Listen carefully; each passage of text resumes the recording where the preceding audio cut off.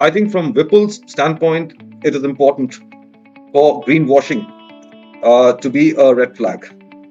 From Udit's standpoint, it is absolutely imperative for there to be substance over the form. Kavita has given futuristic views in terms of what controls should organizations have. And Garima has, in a sense, highlighted the fact that without risk management, this initiative will not be successful. So the first questions on those organizations, which is not, it had not been made applicable till now. So their first question comes up in their mind is, what is the major differentiator between CSR and ESG? The second question is the impact of greenwashing. CSR is one part of the total map of the social factor that has been set out in ESG. They need to do social impact assessments. They need to see in terms of as to whether they are unsettling any elements of society and what they are doing to be able to restore them back, which goes beyond corporate social responsibility. Investors and the community at large are looking at how organizations are on a voluntary basis seeking to adopt and benchmark their frameworks and their practices to the relevant standards of ESG. Greenwashing basically is any misrepresentation about any claims that an organization may make. It doesn't have to be intentional. I would probably go on and equate greenwashing with fraud. If I could just, sort of throw in some additional terms like woke washing, purpose washing, they've also emerged. So one has to understand that if there's ESG, which is increasingly becoming prominent, then we must be in a position to be able to get full facts, have full awareness. And I think that's also one of the objectives of our discussion today. What challenges do you think companies really face while implementing ESG frameworks? And how do you think these can be mitigated? Or how do you think we can be of help? According to me, the first challenge they face in terms of quantifying the numbers, how their work is impacting all the three different sides: environment, social, and governance. Right now, the ESG field is new to our industry. And people right now, we don't have as much as ESG professionals as we want in comparison to the industry quantum and the company's quantum who want to implement ESG. As well as there are many startups who are actually looking towards the short-term profitability, and they have to keep aside some ESG factors to actually let them survive the market.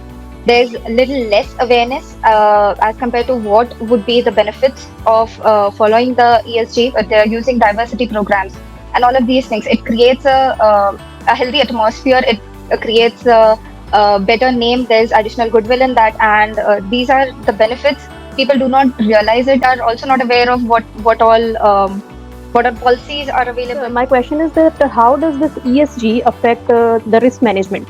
So one very important factor within ESG is governance. And no governance framework can be complete without emphasis on risk management. The true merits of an effective ESG strategy will emanate from appreciation of the opportunities that the business has to contribute, the innovators for the company to be able to contribute, to be able to grow. And these innovators manifest themselves in the entire population of enterprise-wide risk management risks. The factors that are inhibiting your ability to be able to adopt and showcase the 9 principles as your true business practices in substance are your risks. Not doing so will lead to implications. What would be the essential key controls that you might be looking, so that you can quantify, assess, and verify the sustainability and ethical impact of a company? A large degree of my focus would be in terms of re-engineering the current and existing entity-level control framework that I may have in the organization.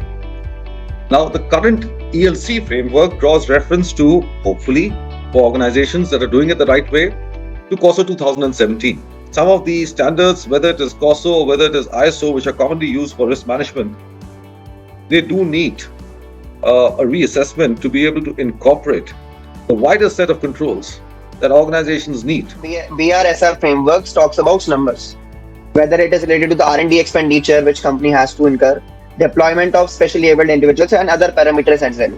So since there are high chances of manipulation in the numbers and the guidance note does not talk about certification of BRSR report by third party consultant, so do you think that certification of report by a third party consultant needs to be made mandatory by the government of India? So the disclosures are mandatory, and the guidelines set out elements which seek to address a deficiency in the context of CSR into making ESG measurable on qualitative and quantitative aspects. I would hate to see organizations only publish numbers, because the very premise of the guidelines for reporting in India are for organizations to make disclosures. And in that sense, I do believe it's important for us to take a look at the guidelines that have been published by the SEC about a year back. Those provide very good benchmarks. Purpose of numbers is to make it measurable, but the very principle for the guidelines is for organizations to make disclosures. Great. So to sum up our discussion real quick, number one is increased awareness, comprehensive and more standardized disclosures on ESG performances. And I think lastly, it would be a strengthened regulatory environment for people to ensure that they are on the right track where ESG is concerned.